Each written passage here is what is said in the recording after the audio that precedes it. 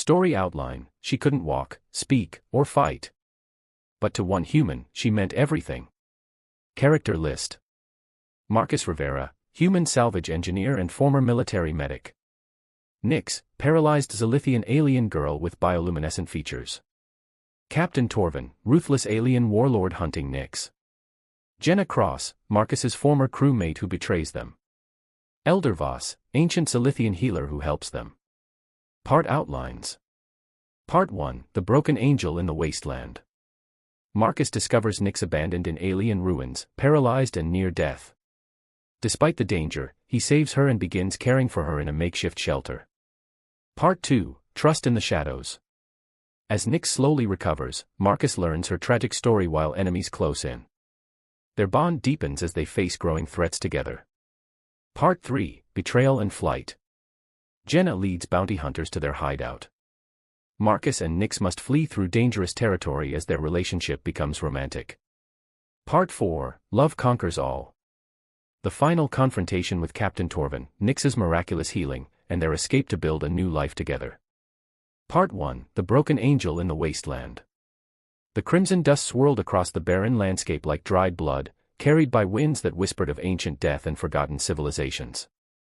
Marcus Rivera pulled his protective hood tighter against the stinging particles as he navigated through the skeletal remains of what had once been a magnificent city. The twisted spires of alien architecture jutted from the ground like broken bones, their surfaces etched with symbols that no living being could read anymore. His boots crunched over fragments of crystalline structures, each step echoing in the oppressive silence that blanketed this graveyard world. The radiation detector on his wrist clicked steadily, a metallic heartbeat counting down the minutes he could safely remain in this toxic wasteland. Every scavenger knew the rules here: get in, grab whatever tech you could find, and get out before the poisoned atmosphere claimed another victim. Marcus had been coming to these ruins for 3 years now, ever since the war ended and left him with nothing but nightmares and an old cargo ship. The military pension barely covered fuel costs, and salvage work was one of the few ways a former combat medic could make enough credits to keep flying. He'd learned to read the patterns of decay, to spot the telltale glint of valuable materials hidden beneath layers of dust and time. But today something was different. As he crested a hill of rubble near what might have been a temple complex, a soft sound reached his ears, so faint he almost dismissed it as whine through the ruins. It came again, barely audible above the constant whisper of settling debris. A voice, weak and trembling, calling out in a language he didn't recognize. Marcus froze, every instinct screaming danger. Nothing lived in these ruins. The radiation levels alone should have killed any survivor years ago. Pirates sometimes used distress calls as bait, luring unsuspecting salvagers into ambushes. His hand moved instinctively to the plasma pistol at his hip as he scanned the surrounding wreckage for signs of a trap. The sound came a third time, closer now, and Marcus realized with growing certainty that it wasn't human. The tonal patterns were all wrong, rising and falling in harmonics that human vocal cords couldn't produce. Curiosity warred with caution as he picked his way carefully toward the source, using chunks of collapsed masonry for cover. He found her in a shallow crater where some massive structure had once stood.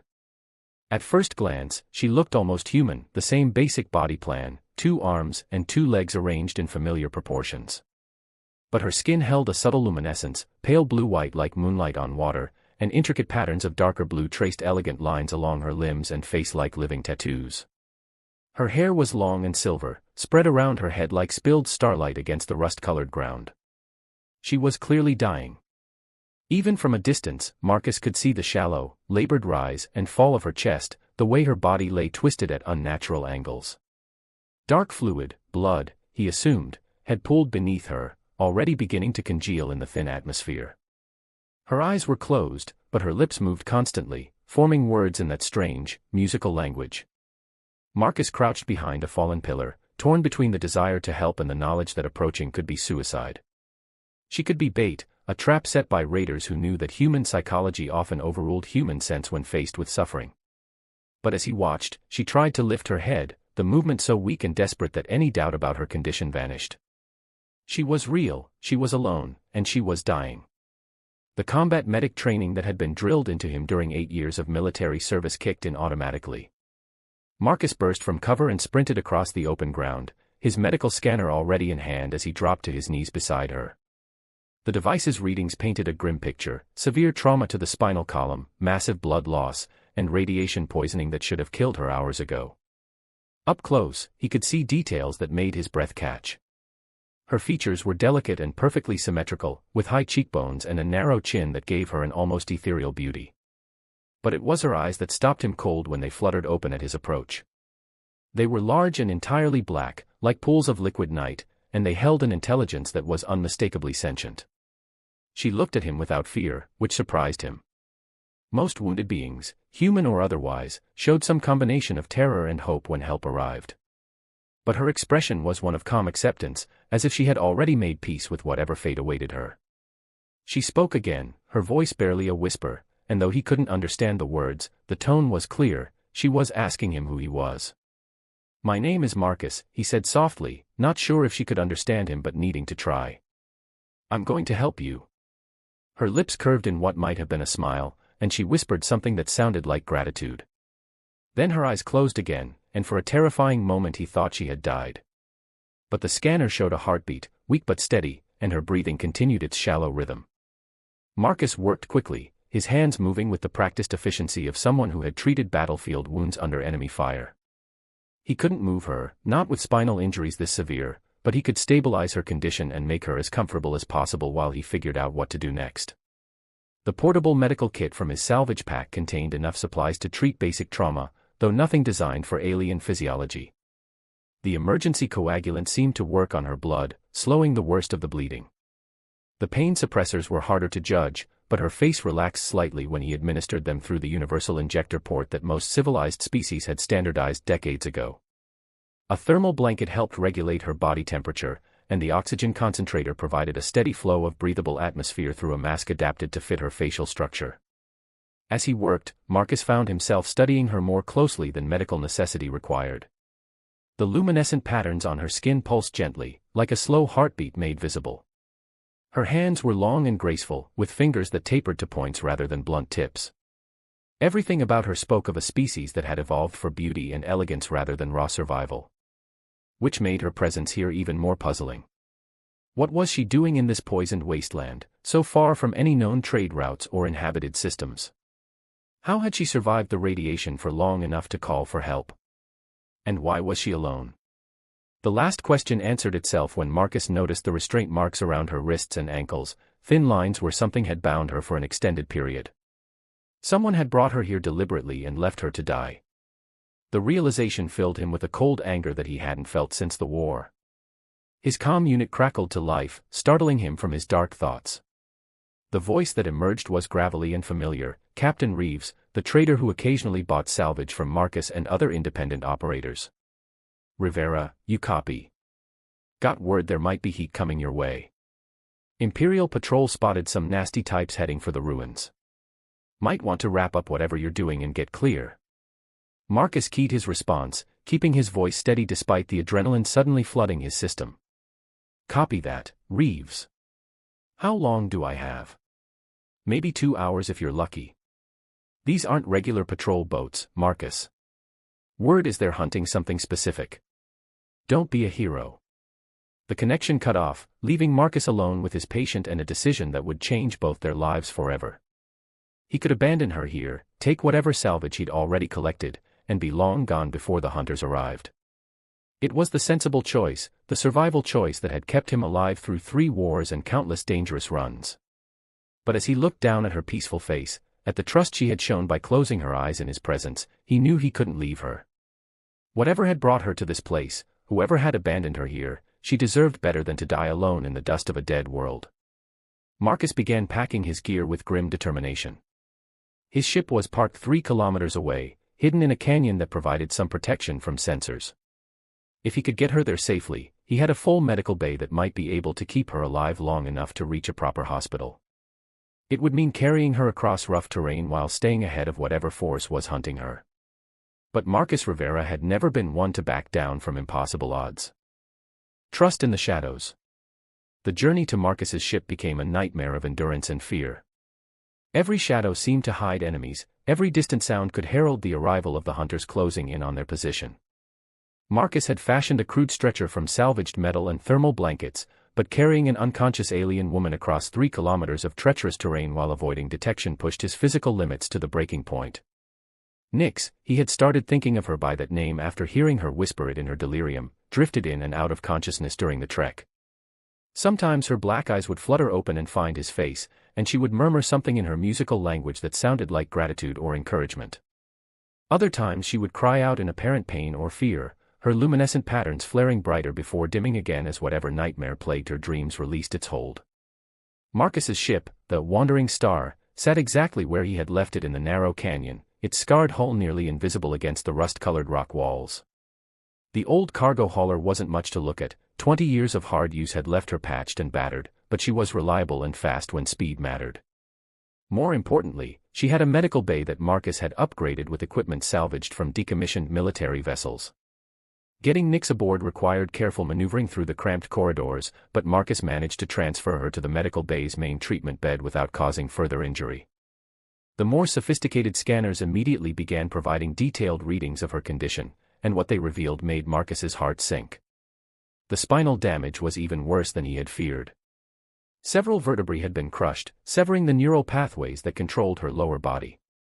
The radiation poisoning was severe enough that most species would have died within hours of exposure. Most troubling of all, the scanners detected traces of a paralytic drug in her bloodstream, something that had been administered deliberately to keep her helpless. As Marcus worked to stabilize her condition with the ship's medical systems, Nix's eyes opened and focused on him with startling clarity. For the first time since he had found her, she seemed fully aware of her surroundings. She tried to speak but only managed a dry rasp, her throat too damaged by dehydration and the toxic atmosphere. Marcus quickly prepared a hydration solution and helped her drink through a tube, supporting her head with gentle hands. The simple contact seemed to calm her, and some of the tension left her shoulders as she realized she was safe for the moment. "Better?" Marcus asked softly, not expecting an answer she could give. To his surprise, Nix nodded slightly and whispered in accented but clear standard, "Yes, thank you." Marcus blinked in astonishment. "You speak standard?" A ghost of a smile touched her lips. "I learn languages. Many languages. Was my purpose." Her voice was beautiful even damaged by trauma and dehydration, with a melodic quality that made every word sound like music. But there was a sadness in it that spoke of recent loss and old pain. "What's your name?" Marcus asked, though he suspected he already knew. "Nix," she confirmed, the sound like a sigh in the quiet medical bay. "Nix of the Singing Waters clan. Though I suppose." She paused, her expression growing distant. "I suppose I have no clan now." Marcus pulled up a chair beside the medical bed, settling in for what he hoped would be answers to the questions that had been plaguing him. "Nix, what happened to you? How did you end up in those ruins?" Her black eyes found his, and he saw a flicker of something that might have been shame. I was sold." The words hit Marcus like a physical blow. Sold. Nix's luminescent patterns dimmed, as if the very memory drained light from her body. "My people, the Zilithians, we are known for our gifts. Our voices, our ability to learn languages, to serve as translators and diplomats. But some of us are born broken." She tried to gesture toward her legs but lacked the strength to lift her arms far enough. Marcus understood anyway. "I have never walked," she continued, her voice growing smaller. "Never run, never danced as my people do. On Zilithia, such weakness is shameful. My birth clan kept me hidden, but when the debts grew too large, they sold me to traders who promised I would find purpose serving others." Marcus felt his hands clench into fists, though he kept his expression neutral.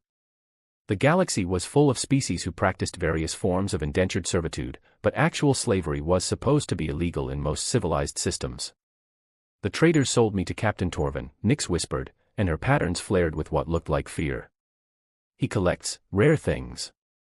Beautiful things that cannot escape. I was to be part of his private collection, entertainment for his guests." The cold anger that had been building in Marcus's chest crystallized into something harder and more dangerous. He had encountered slavers during his military service, and the memory of what they did to their victims had haunted his dreams for years. "But you did escape," he pointed out gently. Nix's expression grew complicated, mixing grief with something that might have been pride. "There was another prisoner." A young human woman named Kira. She had been taken from a colony ship, and she was kind to me. Protected me when she could. When Torvin's ship stopped at the ruins to hunt for artifacts, Kira created a distraction. She told me to hide, to wait for help. Her voice broke slightly. I never saw her again. The explosion that allowed me to escape. I think she died making sure I could get away. Marcus reached out instinctively, covering one of her hands with his own. Her skin was warm despite its ethereal appearance, and he could feel the faint pulse of bioluminescence beneath her flesh. She saved you, he said quietly. That means something.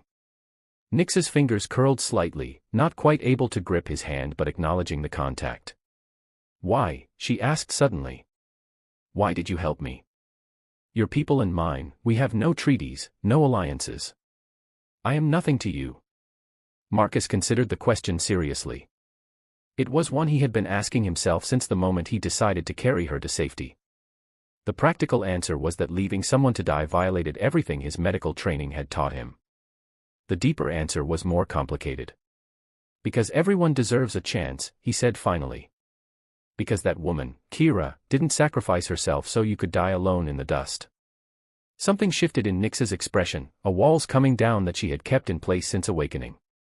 For the first time, she looked at him not as a stranger who had happened to find her, but as someone who had chosen to save her despite the cost. Will you?